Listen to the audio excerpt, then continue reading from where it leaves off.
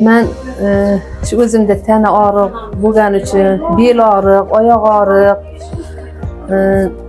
davlina, yelka og'riqlarim, oyog'imda uvushlar holati bo'lgani uchun bu joyda eshitib, hijomat, zuluk olish uchun keldim.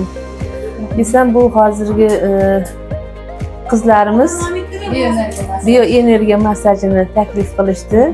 Buni hozir amaliyotda o'tkazdik. Holatim yaxshi. Mana yelka og'riqlarim, bo'yimdagi qiynalib kelgan oyoq yurishlarim yengil. Odamni xursandchilik holatiga keltiradi, o'sha holatni sezdim. Tushkunlikka tushib qolgandim. Xudo xolasa yana qolgan muolajasini ham olib, sog'lig'imizni birinchi o'ringa qo'yishni oldiga niyat maqsad qilib qo'ydim. Xudo xolasa imkon bo'lib, Alloh nasib etsa, shu apparatlarni ham olishga harakat qilamiz.